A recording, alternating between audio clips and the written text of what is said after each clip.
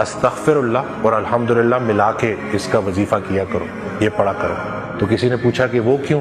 تو ارشاد فرمایا کہ یا اللہ جو میں نے کیا اس پہ استغفراللہ اور جو تو نے کیا اس پہ الحمدللہ۔ جب کوئی ایک نعمت کمزور پڑ جائے باقی نعمتوں کا شکر ادا کیا کرے۔ تو وہ تمام خواتین جو گلہ کرتی تھی اب وہ گلہ بند کریں گی اور اس سے لو لگائیں۔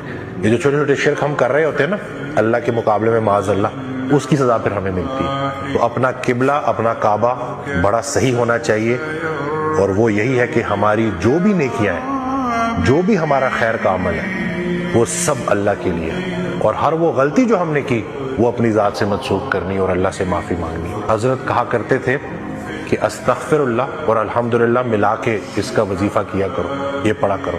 تو کسی نے پوچھا کہ وہ کیوں؟ تو ارشاد فرمایا کہ یا اللہ جو میں نے کیا اس پہ استغفراللہ اور جو تو نے کیا اس پہ الحمدللہ۔ اور زندگی کا سب سے بڑا راز کیا ہے کہ ہم اللہ کی نعمتیں